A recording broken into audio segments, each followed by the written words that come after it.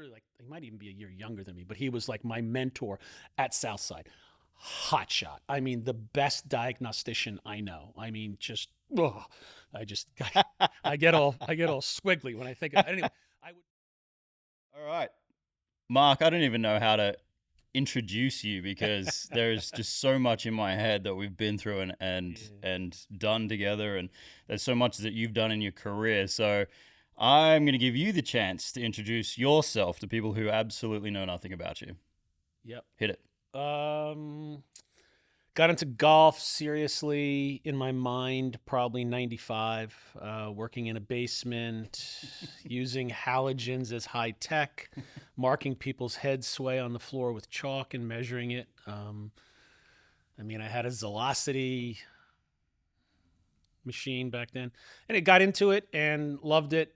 Didn't know how to make it part of my career.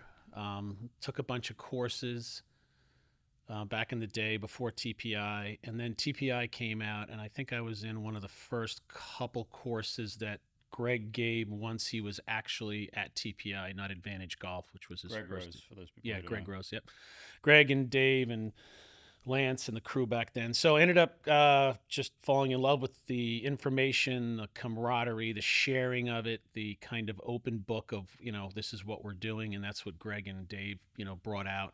Um, then I saw 3D, and um, I loved it. I mean, it was one of those things that when you see in your life, you're like, holy crap, this is the coolest thing I've ever seen in my life. I don't know what to do with it, but I have to get one of these things. So I threw all my change into a hat and bought one of the Polhemus 12 sensor units. And this is, I'm going to say 7 or 8. I don't really know. In that first biomechanics course they gave, that was with Greg Rose and Phil Cheatham, I met Claude Harmon that week there, and we became friends and stayed close to this day, still pretty good friends.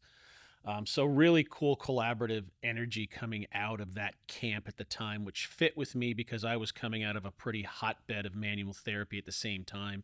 It's like 15 manual therapists there. All we did was spine and TMJD, just pretty hardcore fellowship type situation. So I was really into that idea. Meanwhile, simultaneously, I'm building my practice where other young therapists are coming out and we're working together. No kids at the time, nothing else. Every day is just a grind to just push yourself clinically and have other people push you. And it was just super fun at that time. And I think that's the passion. If you can find what you're doing passion wise, for me, it was that. For other people, it could be something else, where you're just doing it all the time, thinking about it all the time. It's all that you can really imagine. And that's a career. That's literally what I tell my kids. I'm like, you can have a career where you're doing this thing 24/7 a day, or you can have a job where you have a job during the week, which is totally cool. And then you do your passion on the weekends. Either way, but have that passion. So it's totally into it, and ended up out with the 3D. Was kind of teaching with TPI, and I would also set up the 3D gizmo that they talk about in level 1, and I would set that up and show that to people. And then I tried to get a side gig of going to people's places, whether they're a golf pro or a fitness pro or a therapist, and doing mini TPI days for them. And that's what Greg and Dave were allowing me to hang around and do. Had they done the TPI assessment at that point? The one that they coined now, obviously the TPI level 1, etc. But Yeah. I had mean, they it really wasn't developed it at that as point? evolved. It was a creature in evolution as they went through it, because there was nobody who was a level 1, so everybody had to get through level 1s, and then there's the suggestion of the level 2s on the horizon with a Yeah. better manual, and then that was that. And then as they came out, I couldn't take them fast enough. And then met some people through there and ended up in Northern Trust. I want to say in 2008, doing 3D on the range on Graham McDowell with Dale Richardson, who is, one of the OGs, if not the OG out here in what we do. Um, did it with him. Saw some really cool stuff at the time with GMAC. Could get into that later if you want.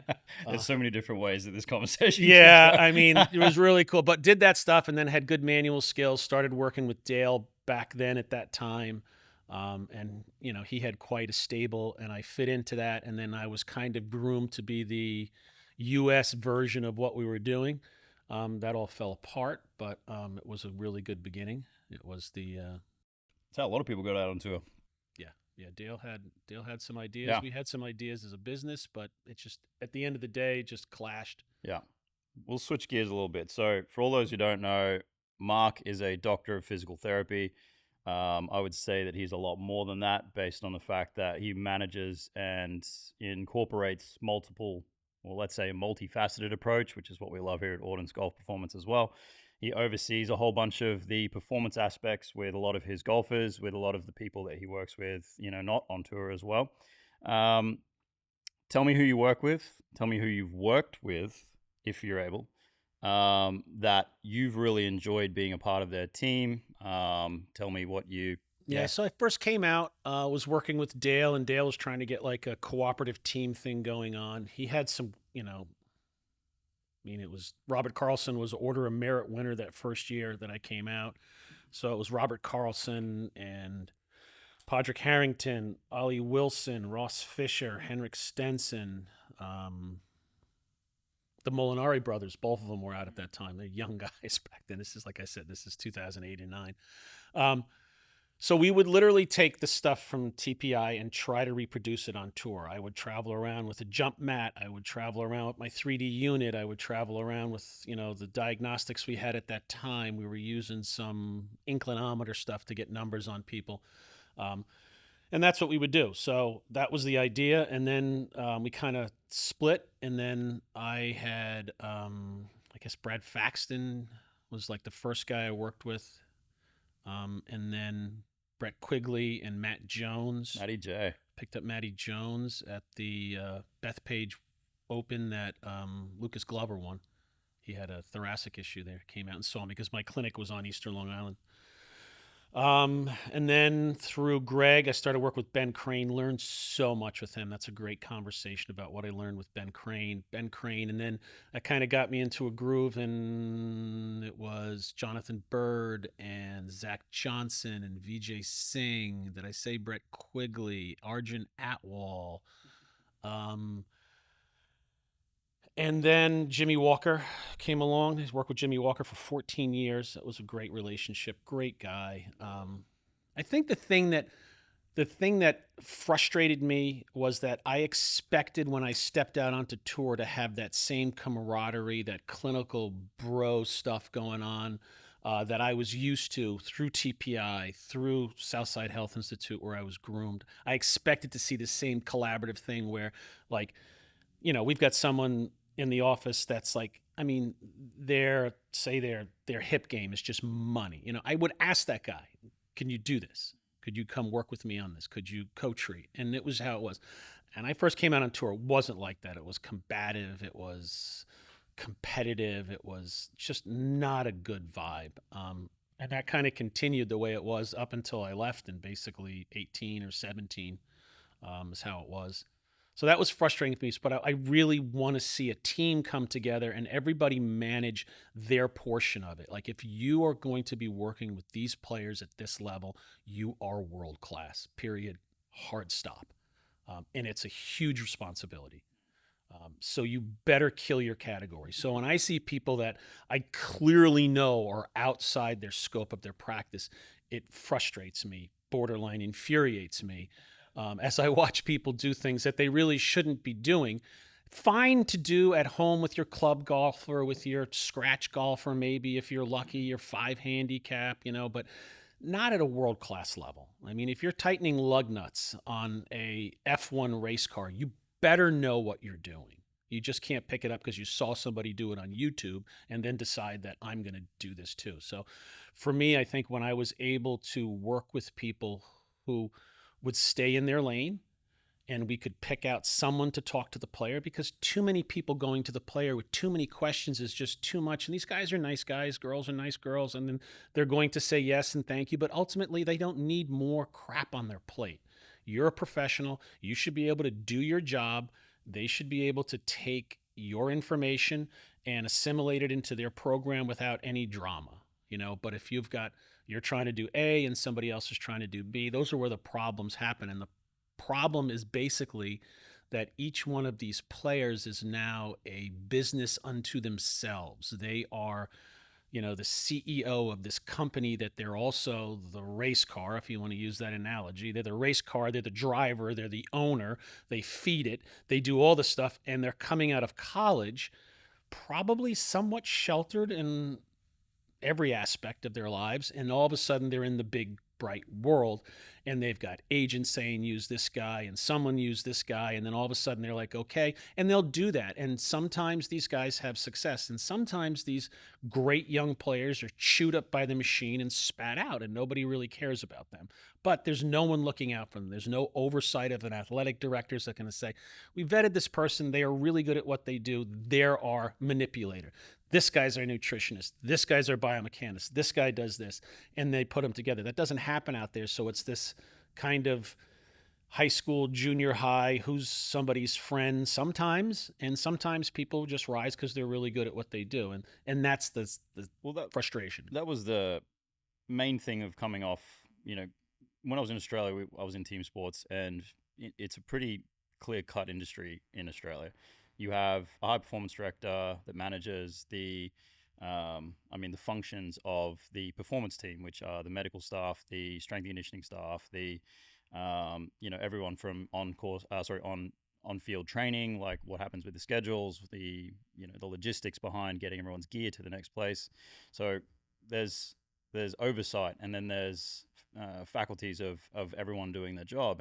And when I stepped into golf, it was just the golfer, and the golfer had to understand that they were pushing everything out to everyone else. And so they were the center of the universe, and the captain of their ship, so to speak. And if they didn't know how to captain very well, or if there was just too much shit going on that they couldn't take care of, stuff got left by the wayside. And so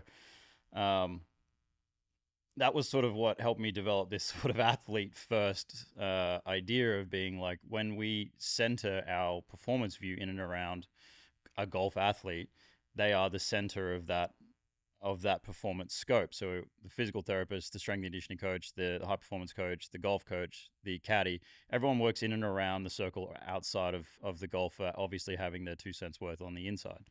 And then, we've got this, traveling circus every week that we have to turn up and make sure that we do the job with in the best shape and the best form that we can, all of these different places around the world. So, when an athlete has to manage all that, or at least have oversight on that, it takes away from what they're actually supposed to be good at, which is golf. And so the less burdens that they can have on themselves by, people doing those jobs in and around them within that framework, the better. That's the theory of it anyway. Yeah, I mean, I think some of the things, you're proposing and doing here is, just a sit down conversation with somebody. What are your goals? I mean, do you want to be number one in the world? That's a totally different than, do you want to, consistently be between, 30 and 150, depending on how your life is going during this decade. I mean, that's a different animal. Yeah. It's a totally different animal. You can't, it's a different schedule of events. It's a different things that have to get done. There's it's just, that's the number one thing. But people just step in and they're like, I want to do this. And you may think you want to do one thing and they want to do another. If you guys aren't sitting down and having a debrief about what's going on and what's possible with the body. How many times have I seen people try to add speed? And I'm just like, good God, no, no. Every week I'm holding this engine together with baling wire and zip ties. And now you want to add another 40 horsepower to this thing? Please don't, know? And yet people do that, and they go into the gym and they work with somebody because trainers love power and they want more power, and it's I get it. But that has to be something that says, if you do this, you might not have the tires to hold the corner and you might end up in the wall, and if we're going to play a schedule that looks like, 4 in a row, 1 off, and then if you played well enough, right, because you're in that area where you're trying to get into events and you're actually getting these events, that's going to be, so if we succeed and we're right, you're telling me we're going to play 4 in a row. Yeah. Have a week off, and then you're going to get in those other 3 events you want to. So we're going to play 7 out of 8 weeks. And then what? Then it's the playoffs? You're going to take off the playoff? No, you're going to play those. So it's like, can this motor, can this engine, can this chassis, can these shocks take the amount we're going to put into it? And I think that having a performance director as whatever word you're using for it, but a performance director, when you have that person that has the capacity to do those things, to look at all the things and put them together and say, because they're professional, because that's what they do. They didn't pick it up on YouTube. Sorry, last week. You know, they're not. They're not suddenly like, oh, I can do this. I saw how to do this. I Yeah. can adjust an upper cervical. Yeah, No yeah. problem. I saw the guy do it It's on. easy. I stayed in what's the joke? I stayed in Oh. a Holiday Inn last night. Yeah. Yeah, I can do that. So we see that. But when you have that, and a few times in my career, I've had that situation where I could say, this is what I do. Yeah. I mean, I think how I work on tour. I'm like, you want me to do something? I'll just come in and do it. I don't want to talk about it. I don't want Yeah. to know why you want to do it. But if you were writing me a prescription, The- adjust C7 rotational manip, and you give that to me, I'm going to go, okay, good. And now, is it okay? and And I walk away. I don't want to get in someone's face and be like, yeah, I can come down to your house and do this. No, but leaning on your expertise too. I mean, there is tools in your bag that I've never seen before. That just didn't really exist when I was going through university, and so having that exposure to different modalities as well has been something that has been really interesting to see out on tour because you've got all of these people from all walks So of good. life around the So world, good. and you see something and you're like, oh wow, that's new, that's fire, that's hitting the money right there. I mean, that's So one thing that's happened. yeah, I don't know if it was just coincidence, everything going on with Live and the PJ Tour, and me kind of sort of ishing, kind of retiring and getting out of the scene and not being around, and then somebody else also sort of kind of retiring changed the vibe out there. But I mean, on Live, I'm as happy as I could possibly be clinically. It's amazing. And I know that on the PJ Tour, from the guys, the bros that we have that are still out there doing that, they feel the same way too. Yeah. It's just really good, cohesive bunch of people feeding off each other, I hope, and clinically just driving each other to get better. And that's the passion thing. It's like, I'm really good at the things I like because I really like the things I do. I mean, yeah, I don't 100%. necessarily want to be talking about how many grams of chicken you should be eating. That's not my deal. Somebody else is really into that, and they stay up at night thinking, how many grams of chicken should they be? Great, do that. Be that guy, and I want you on my team. If you're that freaking insane about your passion, absolutely, I want the crazy people in the garage, on the team with me. And when you get those people, the energy's amazing. Yeah. I think it spills over into the rest of the team because there's a clinical team, there's a performance team, there's his or her money team, right? Their agents, they got their bros and their best friends that are hanging on, whatever it is. But when it's like, excuse the French, there's no fucking around here, right? This is your job. Yeah. Do it right or go. This is the right. tip And of the spear. Yeah, if you're going to be not cohesive and not sing the same song, like when we, with some people I've worked on, I'm like, I might not have agreed with them, but we've positioned this person as, okay, you're the general. You're the general. You tell me to take this hill, I'm going to take this hill, even if I don't agree with you. Mm-hmm. Because you're the general, Yeah. because you said do it. All right, if you want me to do that, do it. In the public-facing world, I'm like, absolutely 100% behind Nick. We're going to take that hill. Behind the scenes, I'm not going to say anything. If Nick's the general and he says, what do you think? And I'm going to say, seriously? Seriously? Yeah. Yeah, I think it's a freaking mistake. I think it's an absolute shit show. I don't think it is. But you say, yeah, okay, Mark, but take the hill. I'm going to take the hill. And I'm going to keep my mouth shut around the player, around everybody else, and we're going to do it. And if it's the right hill, great. If it's the wrong hill, right, we get done. Review. If Nick's the general that I want to work with, he's going to say, yeah, wrong hill, but this hill's the right hill now. And I'm going to be like, you sure? Okay, and I'll do it. Yeah. If he does that 3-4 times and makes bad decisions, I'm going to be like, dude, And you're not that's doing your job. the- And that's the deal. The That's part your of that job. is the collaborative approach to getting the job done. Is that we lean heavily on each other's expertise, and that's part and parcel of being a team. And so, hopefully everyone's got their shit handled, like you said, kill your category, and it's That's an it. easy. I think it's that simple. And I Yeah. think when people start like looking over, see what somebody else is writing down in their notebook, it's like, Yeah. no, dude, that's not how you learn your thing. And being able to, I think that's a thing that people who have been, steeped in like, the shit we have to go through to get through school. I mean, it's no joke, right? So you know what the deal is. And you can stick your finger in someone's chest and say, listen, Remember the anatomy test you had to take that we had to grind for, that, you busted your ass, never studied so hard for anything in your life, and you got a C minus on it, right? Remember that one? This is the same thing. So there's no time Yeah. to like eat and hang out. It's like you are grinding all the time. So if you can't look in the mirror and say, I've done the best job I can on this person, and sometimes you can do that in a minute. Yeah. That's literally like what I built my career on. It's like, you can mess around with this for 6 weeks, or I can stick it back in place right now. And then you can do the work to keep it in place with your trainer or whomever it is along the way. I mean, so it's the FedEx analogy Yeah, of yeah. the it's Christmas, and I actually got this from Aura. It's Christmas.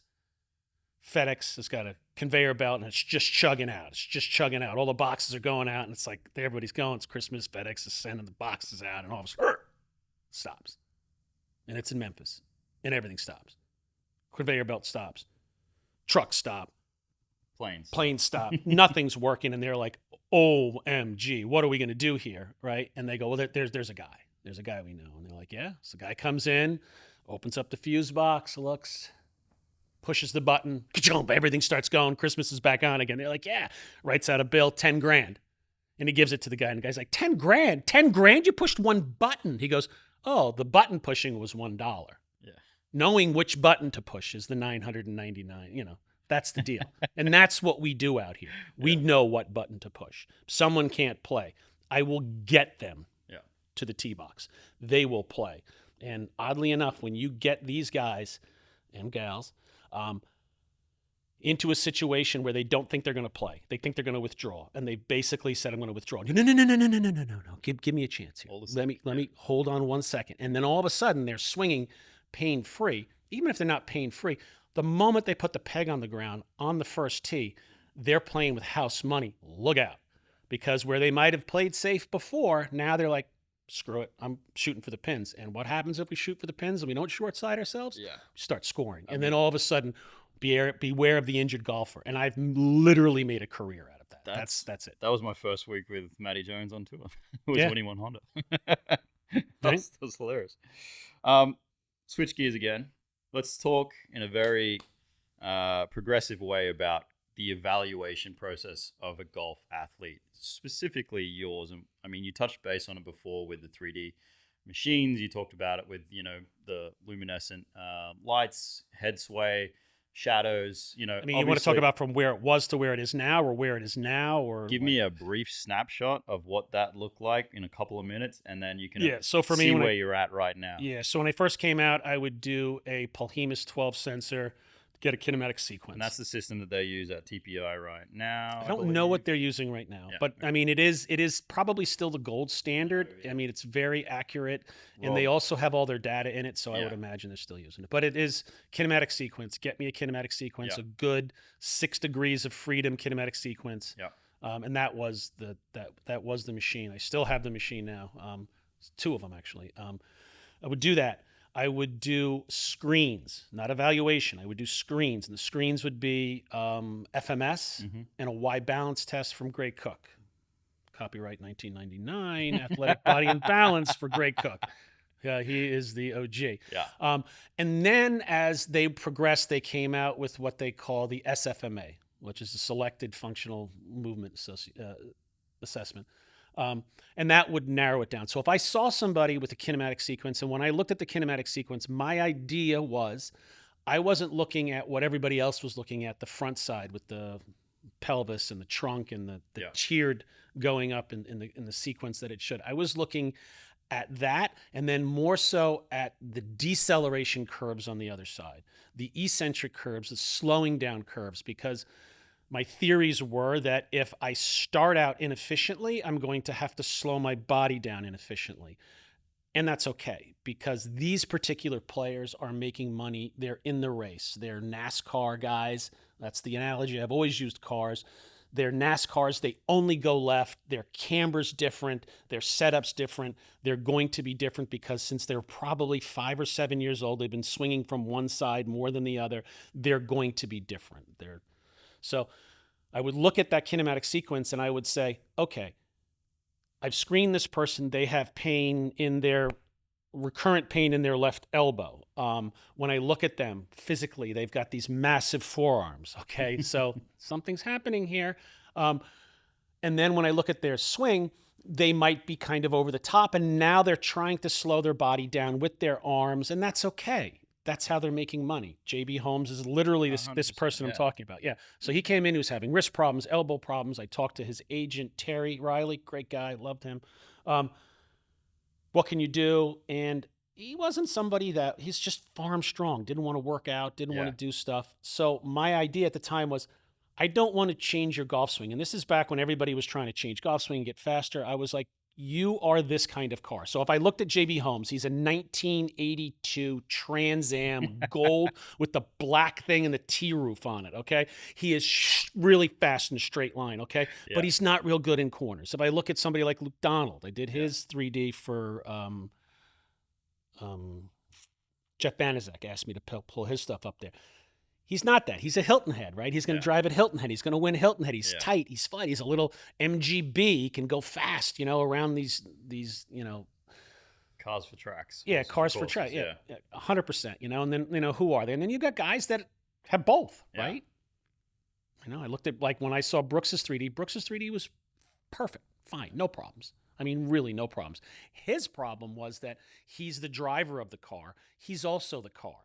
So when he wins, he takes the car home with him and he leaves it in a parking lot at the Panther Stadium for weeks and flies home with somebody else, right? So, I mean, that's the stuff. So he's the car. He's also the driver. Yeah. He's also, unfortunately, sometimes the mechanic, Yep. in Yep. opportune times. So that's the trick. It's like, so who's your car? So that was the idea. Do this stuff, look at the stuff, and then say to these people, which was, I think, unbeknownst to me, which made me popular, was that don't change your golf swing. Yeah. Please don't change your golf swing. Let's just work on that arm more often. We'll work on that arm before you play. So with JB Holmes, I worked on his arms, both of his forearms before he played and after he played. Every day I saw him on tour, which was usually Tuesday through hopefully Sunday. And that's what we did. And so my attitude was like, listen, this is your car. This is how you drive it. This is your engine. This is your horsepower. These are your tires. Yeah. We're just going to change your tires a little more often, but honestly, your tires need to be a little slick. They can't be really grippy because you need to slide it around the corner because you don't have good handling. So I would always go like, I worked with Stricker for a long time. So 1966. He's a 1966 Chevy Bel Air, 4-door, 6-cylinder. Okay. Love you, Steve. Sorry, bud. With about 2.5 turns of play in the steering wheel. Yeah. Okay. He's running on 5 cylinders. Okay. Disc brakes, not a thing back then. These are drums all the way around this thing. But he can get this thing sideways through the corners, right, and come out in a straight line because he knows how bald his tire is. If you suddenly put a big, giant horse-powered motor in him he would stick it right into the wall. So that's the things that happen. So it's keep your car the way it is. Let's just do the maintenance that gets you back into the race all the time. Especially if they're already performing at a very high level. Just have to sometimes it's just literally the Dumbo and the feather. Yeah. It's like, oh, I can fly. Yeah, you can fly. Yeah. You'll make it. What else have we got here?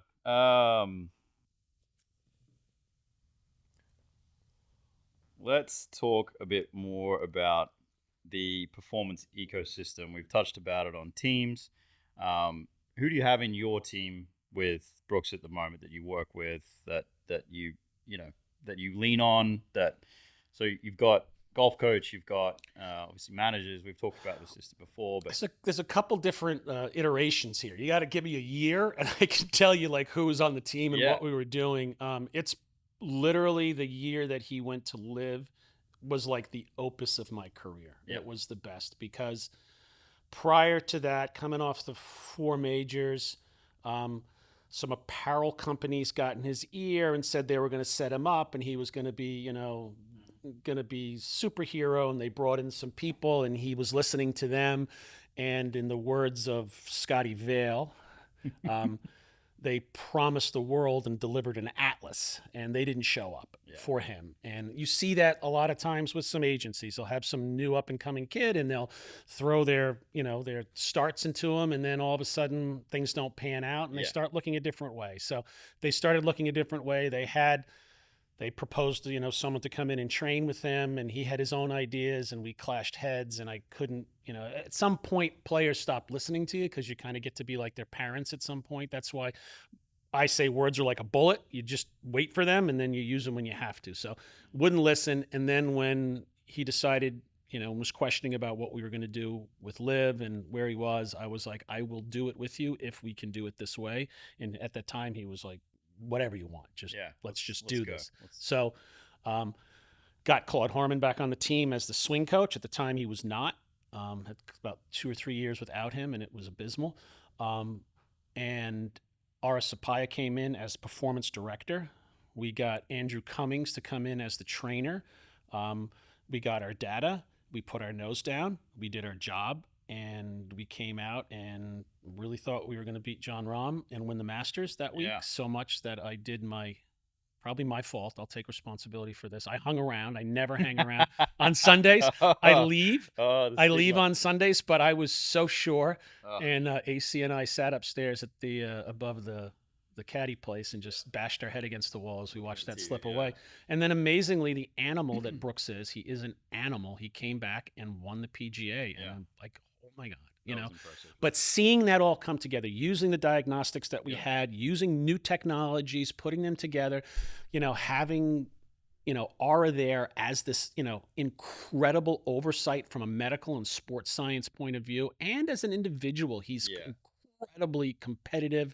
And, as I've known him a very, very long time, and many a time he stuck his finger in my face and said, you need to do a better fucking job. Period. End of story. And to get better, you have to say, where is he right? And then you have to make that adjustment, So he's made me a much better clinician than I was before. And that's what I expect from everybody around me. If I'm not doing my job, get in my face and tell me I'm doing my job, because we all get blind spots at times. We also get a little bit complacent, and it's because most of the time, you're tired, or you just haven't researched something recently versus what you were used to doing in a clinic where you could have time to go home and do the job, where you did have to look at things up. So like complacency I think is rife through everyone's profession. But at the same time, like you can't know everything at all times.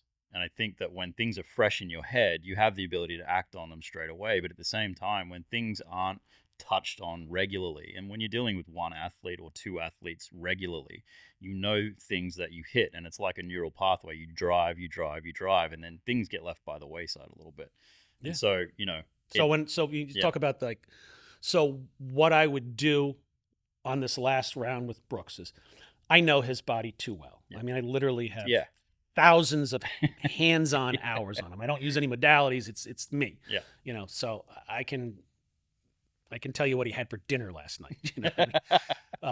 But what happens is there is this rote memorized thing that you see. So we would do a Dari motion screen on him. We'd get that injury index that I looked at.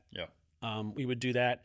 And then he would go and do his work, and Ara would design a program for him, write a prescription, and then give that prescription to AC. And AC would follow that prescription. He wouldn't go off. If he didn't want to go off, they would talk about it. But once again, in front of the client, we're all lockstep hands. Even if we're beating the shit out of each other in the back room, when we're in front of the client, in my view, how it should be, one person talks for the team, and they says, you guys all in agreement on it? And we go, yep. Even if we're not. But the general said, we're doing it. So that's what happened there. Put that stuff together and then go down that road, and then to see it all come together because we all stayed in our lanes, right? And then when there was a problem, we got down. Like his knee kept on swelling up. Simple thing, right? Carry a game ready with us. We have it, but the swelling's not there. And then Aris just literally said, listen, if we cannot get this swelling under control in 2 months, every one of us needs to be fired. Hard stop, end of it. So then we can, as a team, go to the player who may not be real compliant with getting things done, might want to blow us off, might not want to get on the table, might not want to do a fluid flush, might not want to take the game ready home. And we can say, listen, dude, you brought us in. you're paying us stupid money to do this. Let us do our jobs but we cannot do our jobs if you don't. So if Yeah. you get that chance to put the finger in their sternum and hit them and say, okay, who didn't do their job here? Did I not do my job? And then when you've got the right person and they're going to be like, yeah, you're right, I need to do a better job. Well, they want that. Yeah. They want to be pushed in the right direction, but they have to have confidence that the information they're getting is not self-serving to that individual's career. Yep. Like, I'm not going to like throw you under the bus so I can go work with somebody better. You're 158th in the world. I want to get some. No, that's not how it works. You're committed to this person no matter what. That's the deal. So once they feel that love, right, and the tree of trust and all these other, then they can sit there and say, I'm all in. Yep. And then it's just a matter of, if we're all going in the same direction, even if we're doing the wrong stuff, we're going to know it at some point. We can all go, all right, north was wrong. Let's all go west, and we'll try west for a while, right? We'll get to the same place. But if you're going west, I'm going north, you're going east, you're going south, we're never going to figure it out. We're just going around in circles. So I don't mind mistakes, but let's do cumulative And mistakes. it comes down to accountability and responsibility. You're responsible for a certain part of that puzzle. Accept responsibility when it doesn't necessarily go the right way, and then fix it. Everyone's a human at the end of the day. You do have the ability to make mistakes, but it's when you can't own it, you can't change it, you can't have that malleable mindset where 100%. that's where it becomes quite difficult. I think another issue, I'll speak for me, and I'll let sports scientists speak for themselves, because it's probably as big an issue. It's like tech, right? Tech and techniques. It's like ART, phenomenal, love it. It's also known as pin and hold. Yeah. 45 years ago. Pin and stretch and a stretch. Yeah, pin and same thing. But you can go down a rabbit hole, and when you first get out of school and you first have your clinical license to do or whatever it is like that, you're like, you've got a toolbox and you've got a hammer in it. So everything looks like a nail. Until you start getting this rollout toolbox with all this other stuff in there, and you literally forget over years of the different tools you have. But if you're doing A, you're not getting better at B. And if you're doing A and you're also learning B, C, D, E, and F, you've got a clinician that's all over the map and is like a good generalist, okay? Yeah. But you're not world class at what you do. Yeah. There's not one thing. So like for me, it's getting someone to the tee box. How I've figured that out is putting myself in that situation, working with really difficult clients who are always injured and always wanting to withdraw because no one could figure out like what's going on with them. Once I was able to go into that area and look at, for me, it's those transitional zones, T1, C7,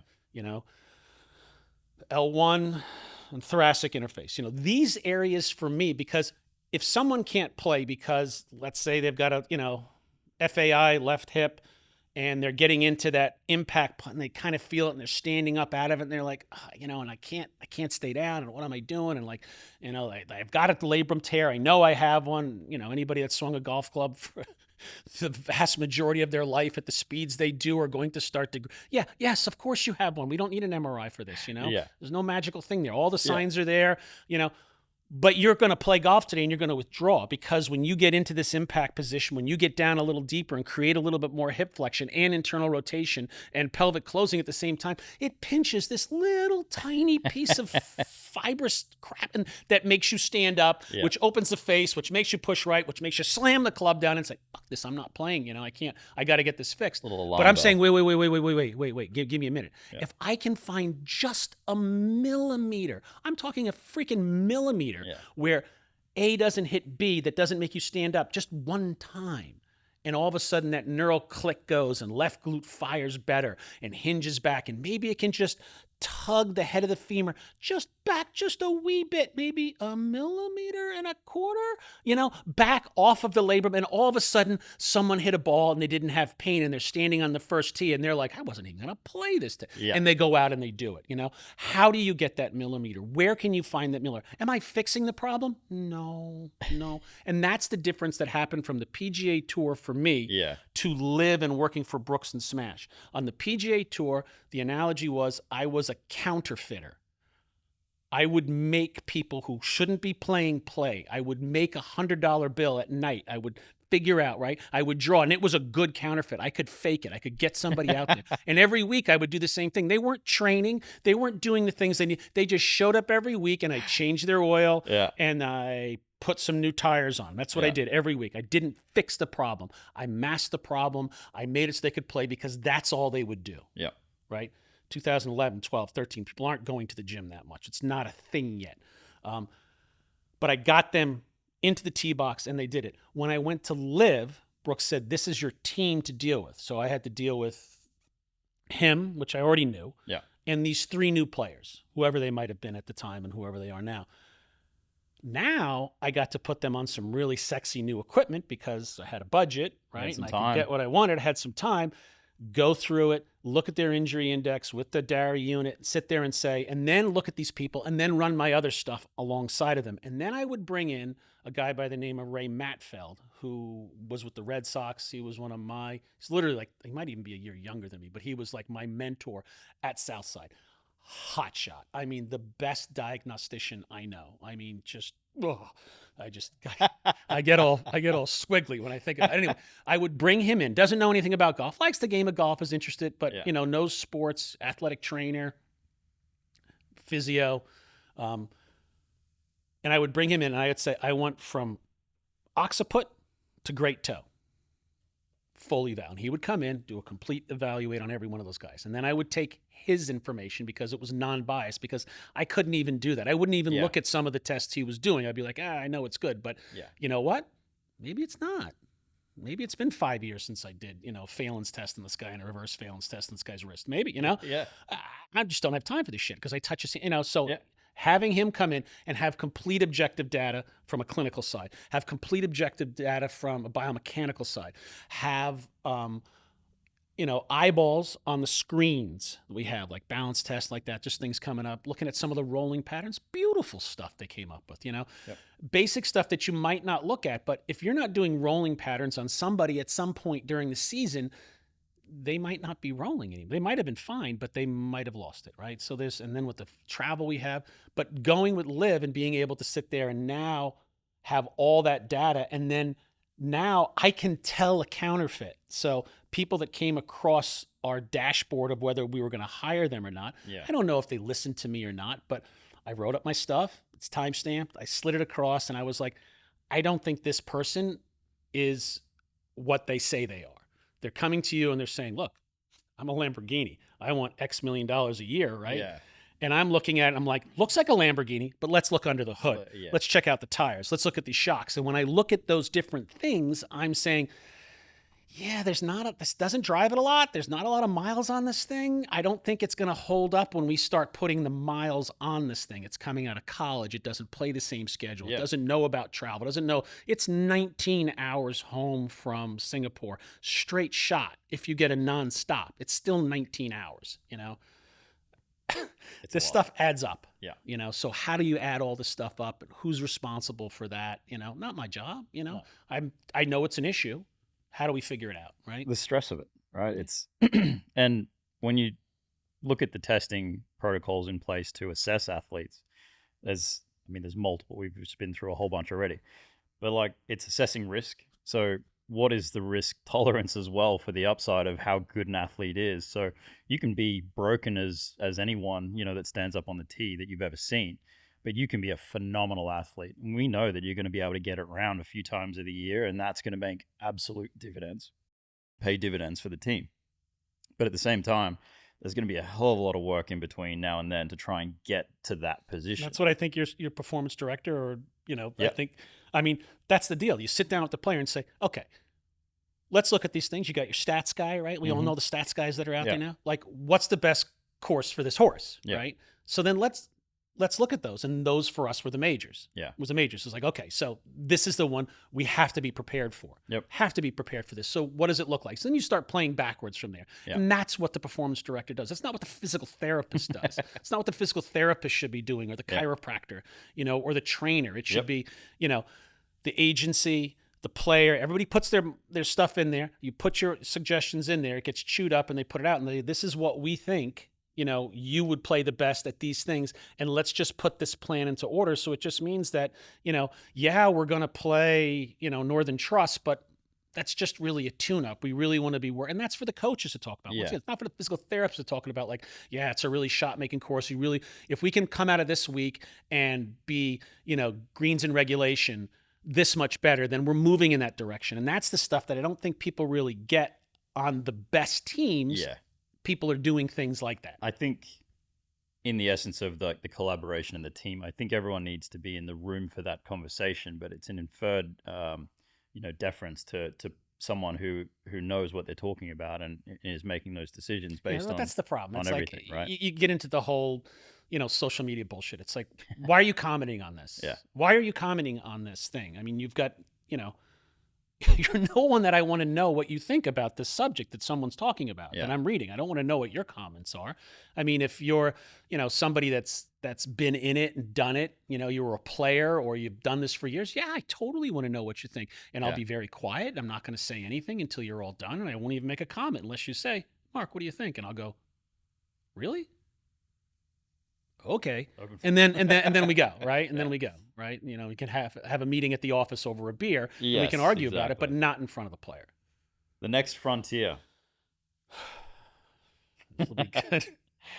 What excites you the most about the future of golf performance? Yeah.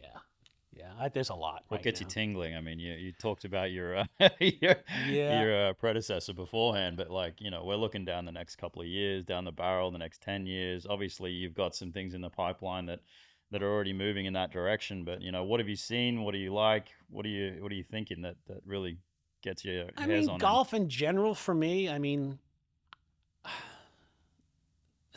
sorry, TPI. I love TPI. I am steeped in TPI. Me too. I It really do. But it did not work in the sense that I don't think that people can make money for what they're worth. These are, people super committed to what they're doing.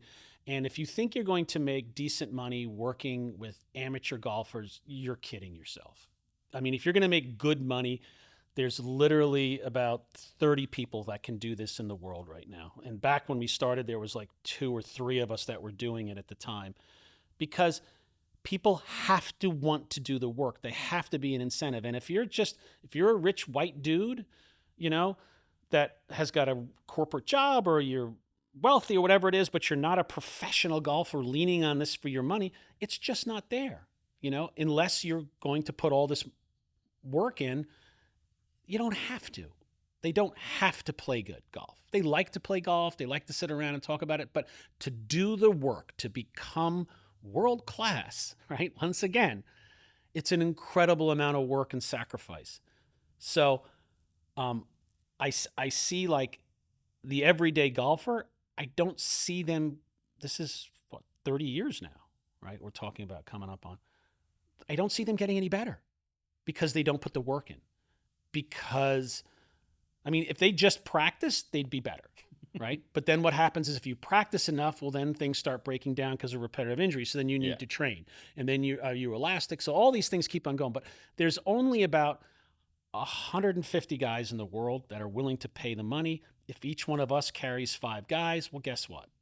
There's 30 of us carrying all these people. So, that's the problem. I think it's important.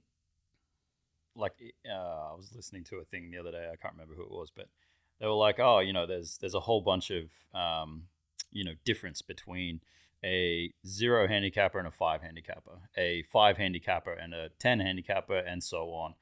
But there's even such a big difference on tour players on the 200 to 150, 150 to 50, 50 to 30, 30 to the top. And I think that it doesn't necessarily revolve around effort at that point. It can, but everyone at this level is doing the work most of the time to some degree, to a very high level. But it's like there is a talent section there as well that if you're super talented with your hands, you get all these keys from everyone that works in and around you. The effort that you put towards, your craft is super special because when it comes out at the right times, you can beat anyone in the world. And I mean, Tiger showed that for how many years? Scotty Scheffler's showing it at the moment. It's and Brooks on his best day is world class, and that is just But time once and again, time again. it's kill your category, right? Absolutely. Yeah. But I think what happens is, back to the point earlier about when people were chasing distance, it was like Ben Crane, great example. When he was in the Nationwide, he was very, very, very long. And then he's got these back problems, all these back problems, all these back problems, all these back problems.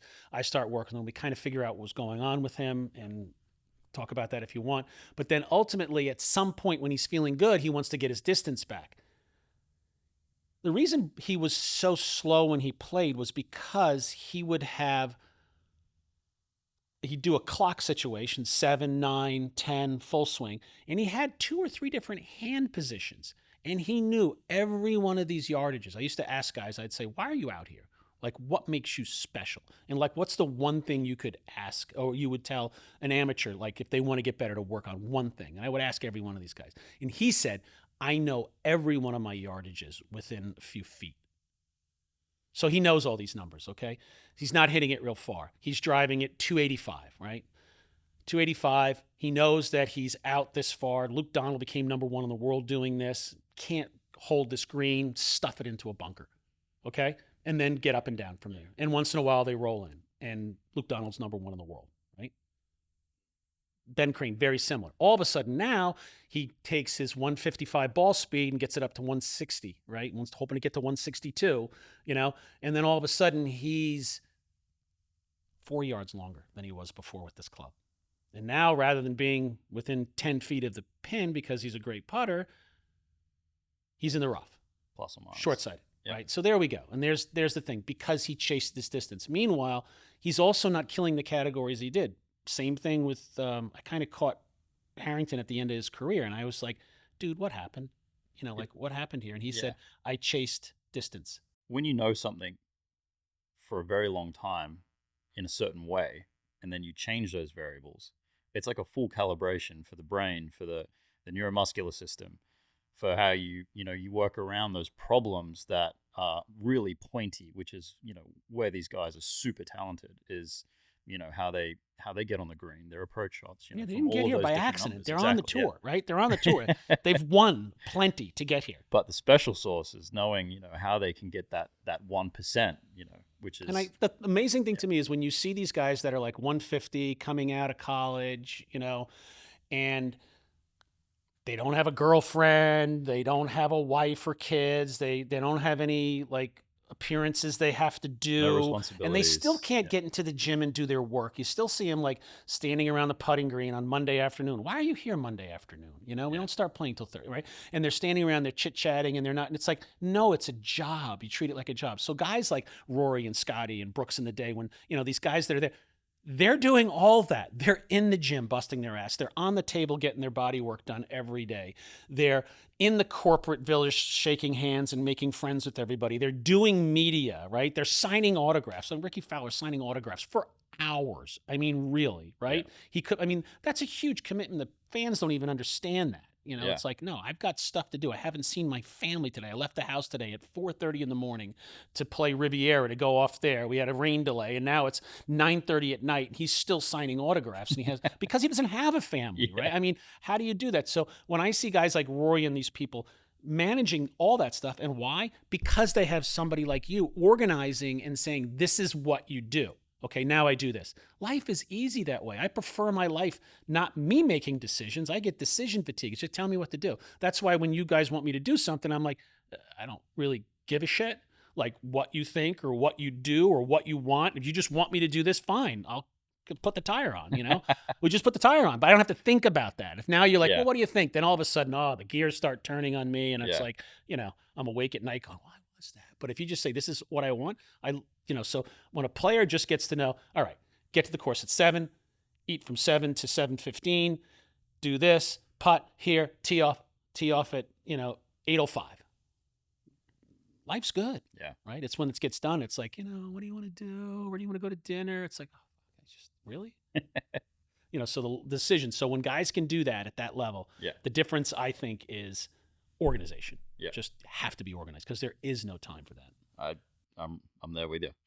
I think the next frontier is that coming full circle back to that first question, is the organization of being a professional athlete, being a golf athlete, and really honing in, because we've got all this technology now. We've had technology for a long time. We've had TrackMans.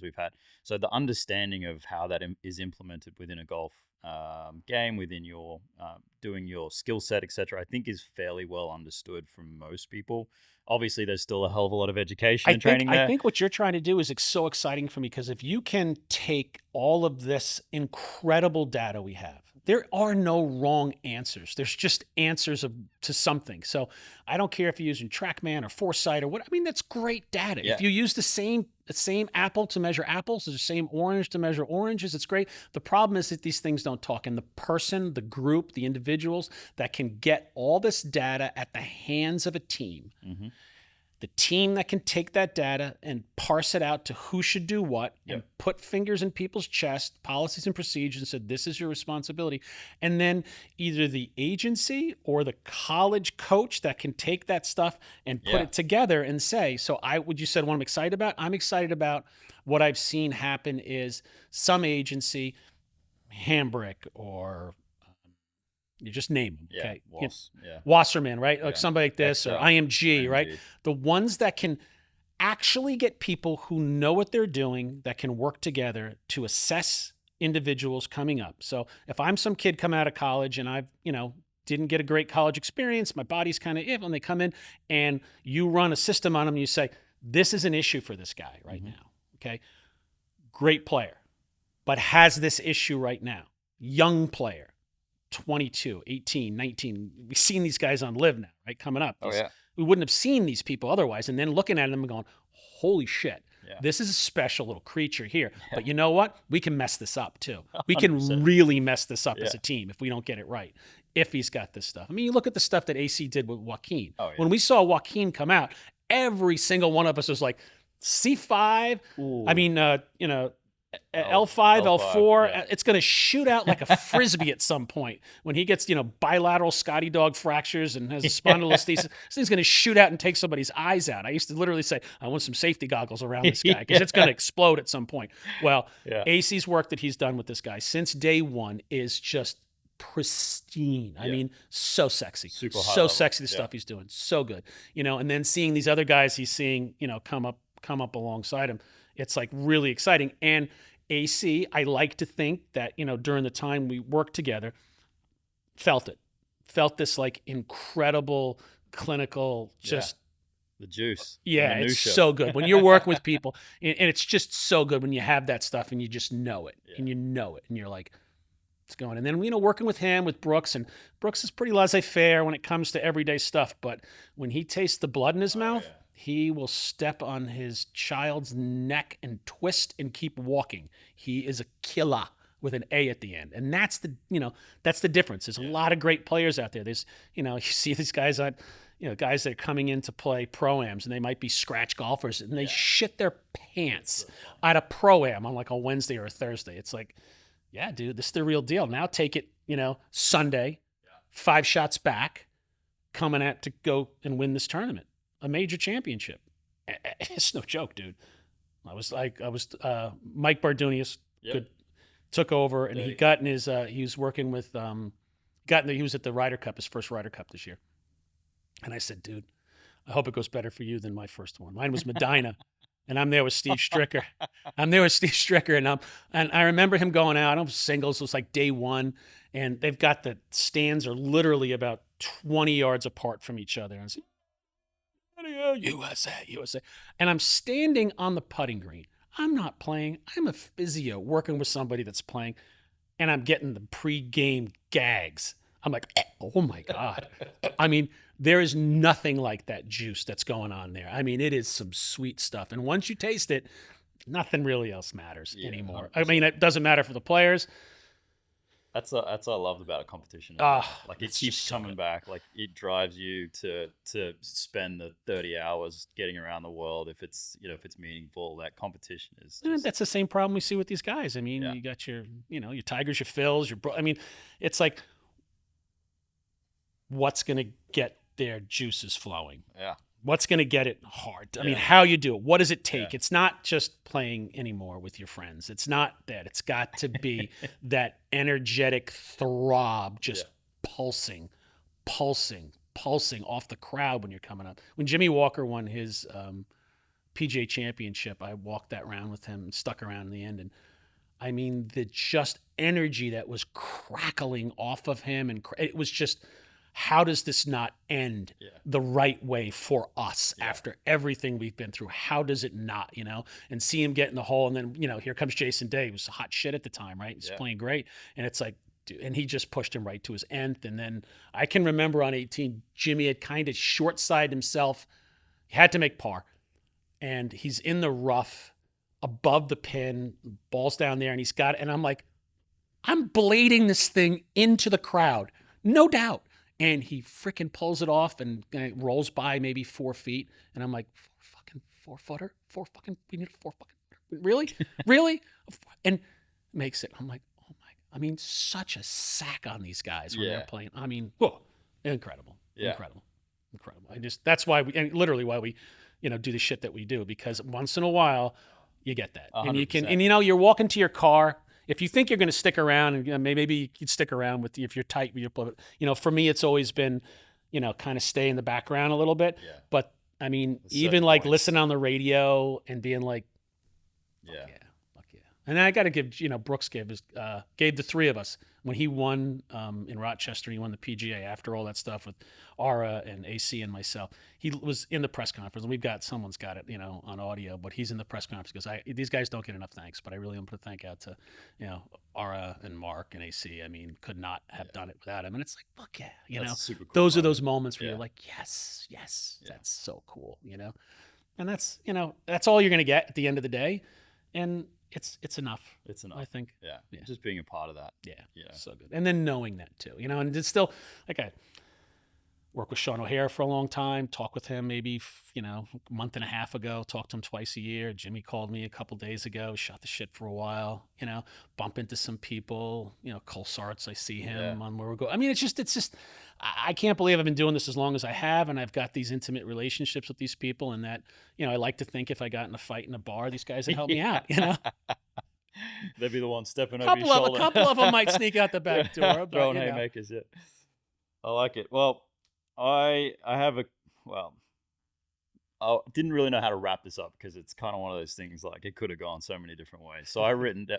Clothes are on. We're lucky. I wrote down like 5 questions. I'm just gonna let you choose which ones. I think I think where it goes is probably the last ones. The other ones I think we pretty much answered I think so or too. else it'll be another hour to go down the rabbit holes. I think that this industry that people like us have literally made. Yeah. This is an industry that's probably a $15 million a year industry if you just look at, top 100 players using us and what we get paid. And that's solely pushed by the players' pockets. No one else is paying us. Now Liv's paying us, but it's still ultimately the players are doing that. I don't think it remains that way in the future. No. I think it is going to be, organizations are going to pop up, teams are going to grow up. It's a need. We need to have cohesive groups of people that are like-minded, or at least willing to listen to each other and move in the direction of a organization that produces the best work for what they're doing. For us, it would be resiliency, people being able to play, potentially, and once again, this is a contention of behind the things of, do we change the way somebody does something? That's an argument for behind the glass door, right? The player's always going to want to hit it farther and all this other stuff. But ultimately, when we're looking at F1 race cars, the driver doesn't get to decide how much oxygen is getting sucked through the carburetor here. It's just, it's just got to be there when he puts his foot down, we have to go, right? So I think that's where it goes. And I think anybody that's going to be able to put sort of like an IMG thing together, but actually get it done, where they look at people from, what is the pathway to become a professional golfer? There's a million ways to do it, right? You could live out in the woods and, work on fly fishing, and something there translates into you being a super freak at whatever you're doing because your hands are, who knows what it is, But anybody that goes down that road to make those decisions, to make those mistakes, to have those successes as a cohesive group of individuals, and can provide that to somebody that say, this is how you do it. Yeah. Right? We've done this already. Cumulatively, we've got, 9 major championships, right? Sitting. So it's like, if we've already done this, there's something that we're doing, and we're getting these other people who we've met over the years that know us. Like, working with Claude is so good for me because he knows the basis of all the stuff that I'm looking at. Yeah. But he can't look at it all. So I can remember, Yeah. like in 2013, we're working with Gary Woodland. He's working with Gary. I'm working with Gary. He's looking at him face on. I'm watching him, and I'm seeing him early extend, right? So how do I handle this? Watch him early extend. He's not looking at him early extend. He's looking at ball position. I'm seeing him early extend. Not my job, but, So I say, when he walks past me, I said, check out his early extension, right? Goes back, sees it, corrects him, starts flushing it. Great session. It's not for me to walk up and say, "Oh, Gary, you're early extending." I took Yeah. TPI level 1, and I know what I'm talking about. No, dickhead, just sit back here. Like, and to this day, he'll come up to me and say, "Listen, like Matt took over DJ, right? So I guess it was maybe 14, 15. DJ wanted to work with me. It's not going to work. Get Marnus to work with him. Marnus works with him for a long time. Yep. He comes over here. I start working with him for a little bit. Can't work with him because he's not on Smash Team. So yep. Matt Orr. And so I give Matt all my data, which was all the data that Marnus gave me, which I gave him originally, and then it's all come out. But he's got a very unique pelvis, right? So, and this goes back to the Ben Crane thing, right? Everybody was always trying to. So if you look at somebody, I'm looking at their ASIS, looking at them front, they're standing in front of me, and this is his lead side, his left side, this is left, and I see it even on Ben Crane, and I see it even on DJ. I go, how you hitting it, right? And if they go, okay, you happy with this? And they're like, yeah, it's all right. And I'm like, okay, hands off, leave it alone.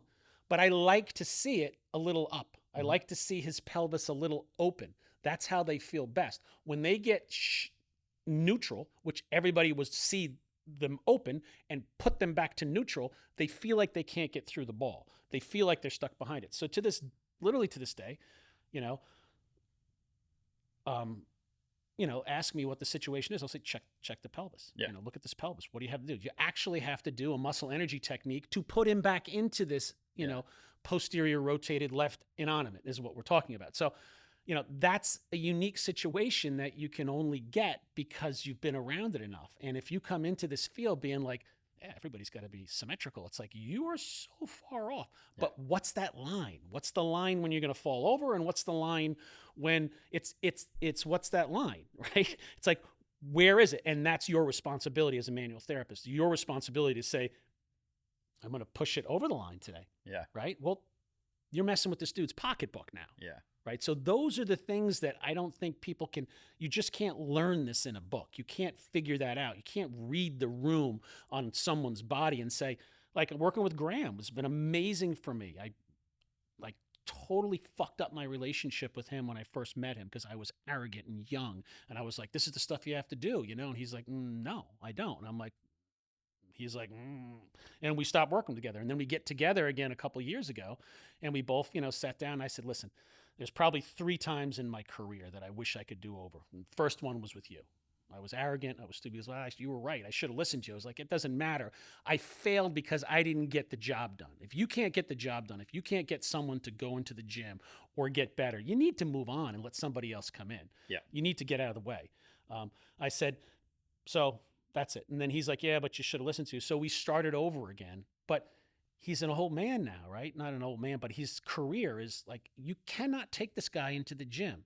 He's working with somebody new, and they're like, I really want to work on great toe extension. I'm like, ooh, boy, that's be nice, but if I'm working on this car, which is like a 1977 Alfa Romero, right? I mean, do I really need to worry about like whether the thing's in a line anymore? Yeah. It's not in alignment. No. It's never going to be in alignment again. Just, make sure you don't blow a tire. Don't go into the wall. Keep it on the track. Let it finish 15th.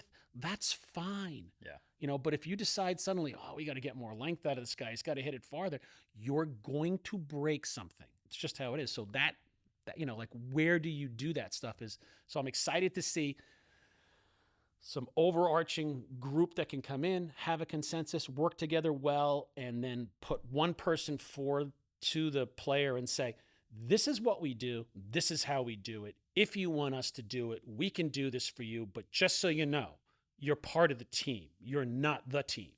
Okay. And you have a responsibility in here. And I think there's some great things that could come out of that, and there's some bad things that could come out of that too. We can end up with a bunch of mediocre people that do the exact same thing and swing the same way, and there's no freaks. I want the freaks to come. Somebody that was literally raised by wolves and learned how to swing a golf club, and he's just absolute terror on the court. I mean, whatever. I mean, you need those freaks out. You do, yeah. Once we homogenize everything, but I think it's a good place to start with some homogenation of like, okay, these are the basics of what we have to have. And then if we're going to look and see somebody and say, whoa, look at this guy's, femoral length, and he could really get some more torque here. I mean, the Jamie Love marks of the world. We thought they were all going to be like that when they came out. Like, oh my God, look at this guy. He's like a, NCAA quarterback. He's just a beautiful creature, 6'6", shoulders like a, like David Byrne at a Talking Heads concert, those giant, and then what happened, right? Yeah. Was he hungry enough? Is he hungry enough? It's just so many That's the other thing. It, you see somebody like Brian Harmon, right? Who's just, and Zach Johnson, just tenacious competitors. Yeah. Tenacious. Without that stuff. And what do? One's freaking, 2 major masters, British for Zach. Yeah, the Open. British for Harmon. British for, I mean, come on.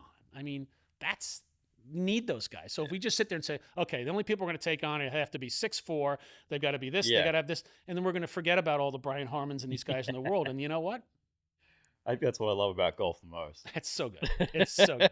So good. In other sports like NFL, you can pretty much pick your person for that position, or like golf, question marks. Yeah, Muggsy Bogues. Yeah, Muggsy Bogues, right? 5 foot something basketball player could jam. I mean, really? He's got any chance now? No, right? And they've got to be super exceptional for those kind of shapes. It's like, I don't know. It's amazing.